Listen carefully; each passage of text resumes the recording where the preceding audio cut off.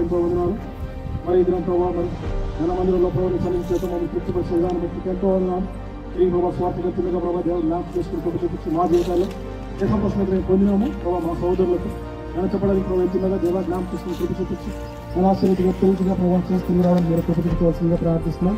వాటిలో నివాసం మీరు తోడుగా రావాల్సిందిగా ప్రార్థిస్తున్నాం. వచ్చిన చుట్టూ ప్రభావ నివాసం వాడుకుంటూ రావాల్సిందిగా ప్రార్థిస్తున్నాం.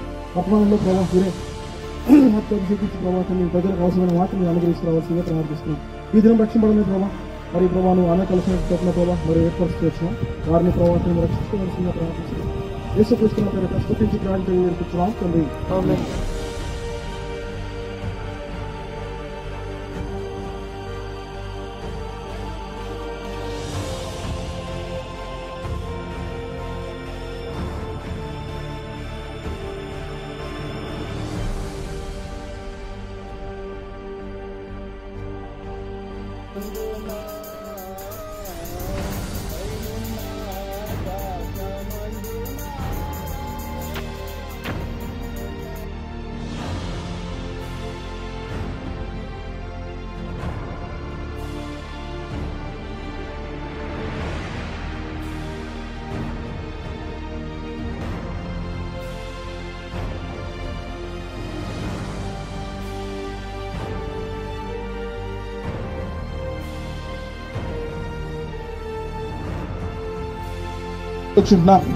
కనుక బైబిల్ ఏదైనా సెలవిస్తుంది, ఏ భేదమును లేదు, అందరూ పాపం చేసి దేవుడు అనుగ్రహించి మహిమను పొందలేకపోవచ్చుంటున్నారు. నిజంగా మనం చూసుకున్నట్లయితే లోకంలో పుట్టిన ప్రతి నరుడు మరి పాపిగా ఉంటున్నాడు. మనకందరికి తెలుసు.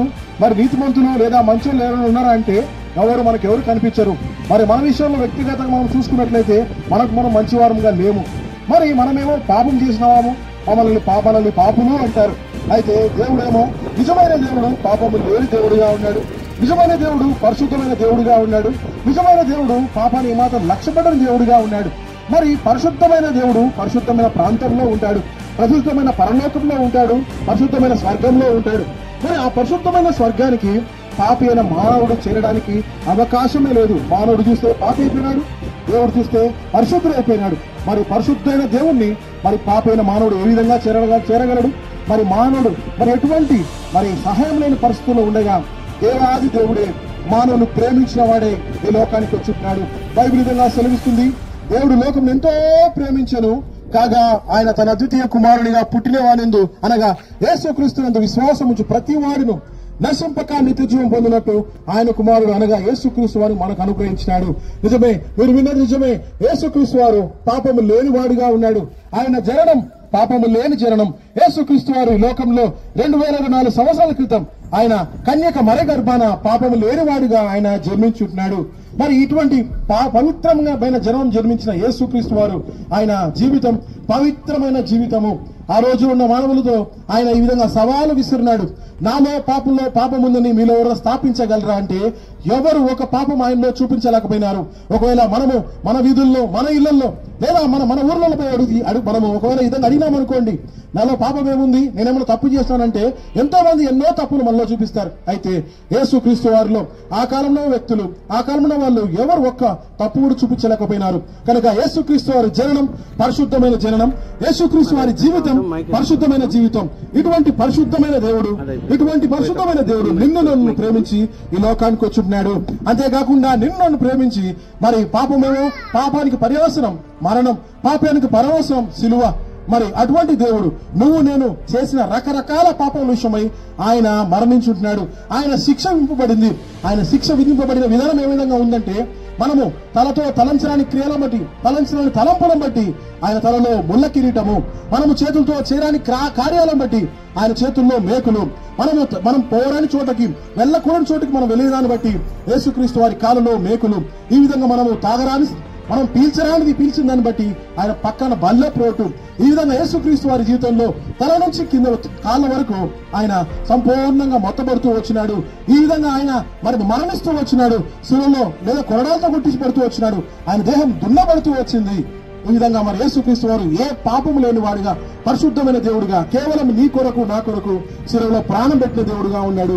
మన తల నుంచి కాళ్ళతో చేసిన ప్రతి పాపం విషయమై యేసుక్రీస్తు వారు శిలువలో ఆయన మరణించిన దేవుడుగా ఉన్నాడు.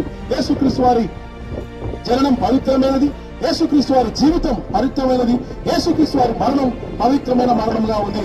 ఈ దేవుడు మరి ఆ విధంగా మరి ఎంతో మంది లోకానికి వచ్చినారు, వాళ్ళు మరణించినారు, అంతటితో వారి జీవితం అయిపోయింది. అయితే కేవలం యేసుక్రీస్తు వారి మటుకే ఆయన మరణాన్ని జయించిన దేవుడిగా మరి మేమంతా గుడ్ ఫ్రైడే అని జరుపుకునే ఆ రోజు ఆయన చనిపోయి తిరిగి ఈస్టర్ జరుపుకునే రోజు ఆయన తిరిగి లేచినాడు.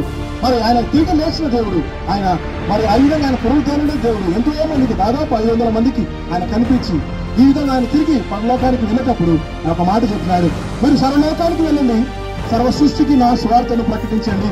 ఎవరైతే ఈ సువార్త విని నమ్ముతారో వారికి రక్షణ, నమ్మని వారికి శిక్ష అని చెప్పుకున్నాడు దేవుడు. మరి ఈ విధంగా ఈ వాక్యం ఉంటున్నాము. సువార్త అంటే ఏదో కాదండి, యేసుక్రీస్తు వారు ఈ లోకానికి వచ్చినాడు, నీ కొరకు ఆయన మరణిస్తూ వచ్చినాడు, నీ కొరకు ఆయన ప్రాణం పెడుతూ వచ్చినాడు. అయితే మరణించినాడు బానే ఉంది, ప్రాణం పెట్టినాడు బానే ఉంది, చిన్న రక్తం కార్చినాడు బానే ఉంది. ఇప్పుడు నువ్వు నేను ఏం చేయాలా, మనం ఏం చేయాలా? మరి నాకేమో ఈ మరణాన్ని తప్పించుకోవాలని ఉంది, పరిశుద్ధమైన దేవునితో మరి ఆ పరలోకంలో ఉండాలని ఉంది, ఆ స్వర్గంలో ఉండాలని ఉంది. మరి ఏం చేయాలంటే ఆ ప్రశ్నకు జవాబు ఒకటే, యేసుక్రీస్తు ప్రభువా నేను పాపిని, ప్రభువా నేను పాపం చేసిన ఆయన నువ్వు శిలువలో రక్తం కార్చినావు కదా, ఆ రక్తంతో నా ప్రతి పాపాన్ని కడుగు ప్రభువా అంటే చాలు, ఆయన క్షమించే దేవుడుగా ఉన్నాడు. మరి నీలో క్షమించలేని పాపము ఒక్కటి కూడా లేదు. ఆయన నీలో ఉన్న ప్రతి పాపాన్ని క్షమించడానికి సమర్థుడు. మరి పరిశుద్ధమైన దేవుడు నేను పాపాన్ని ఆయన సంపూర్ణంగా కడిగే దేవుడుగా ఉన్నాడు. మనం అనాల్సింది ఒకటి, యేసు ప్రభువా నేను పాపిని, ఈ రక్తంతో నా ప్రతి పాపాన్ని కడుగు అంటే చాలు, ఆయన నేను శుద్ధీకరించేవాడిగా ఉన్నాడు, నీకు రక్షణ ఇచ్చేవాడిగా ఉన్నాడు, నీ జీవితం మార్చే దేవుడిగా ఉన్నాడు, ఇంతవరకు నేను సంతోషాన్ని దేవుడికి ఇచ్చేవాడిగా ఉన్నాడు. ఈ సంతోషం నీకు కావాలంటే, ఈ ఆనందం నీకు కావాలంటే, మేము పొందుతున్న ఆనందము, నూతన సంవత్సరంలో మేము పొందుతున్న ఆనందము నీకు కావాలంటే ఇప్పుడే ఈ ప్రార్థన చేస్తే దేవుడు నిన్ను స్వీకరించేవాడిగా ఉన్నాడు. నమ్మిన వారికి రక్షణ, నమ్మని వారికి శిక్ష. మరి రక్షణ అంటే యుగయుగాలు ఆయనతో పాటు సంతోషం, అక్కడ ఏడుపు ఉండదు, బాధ ఉండదు, కన్నీరు ఉండదు, దుఃఖం ఉండదు. అటువంటి రాజ్యంలో యేసుక్రీస్తు వారు నిన్ను ఉంచుతా అని చెప్పినాడు. అయితే మరి శిక్ష ఏ విధంగా ఉంటది? మరి బైబిల్లో ఈ విధంగా రాయబడుతుంది, అక్కడ అగ్ని ఆరదు పురుగు చావదంట. అగ్ని ఆరదు, అయితే పురుగు లాంటి మనం దాంట్లో పడితే మనము చావము. ఒకసారి ఆలోచించండి, చిన్న గ్యాస్ స్టవ్ మనకు అంటుకొని, చిన్న అగ్గిపుల్ల మనకు అంటుకుంటేనే మనకి ఎంత మంటగా ఉంటది, ఎంత బొబ్బలేస్తుంది. అటువంటిది మరి అటువంటి ఆ అగ్నిగుండంలో నీవు నేను సంపూర్ణంగా దాంట్లో పడితే మన పరిస్థితి ఏంది? ఆ భయంకరం, ఆ నరకం మనము తప్పించుకోవాలండి. ఆ విధంగా ఆ భయంకర ప్రాంతంలో మనకి ఏమాత్రం ఉండడానికి ఎవరికి మనకి ఇష్టం ఉండదు. అయితే ఆ మార్గం నుంచి తప్పడానికి ఏకైక మార్గం యేసుక్రీస్తు వారు మటుకే.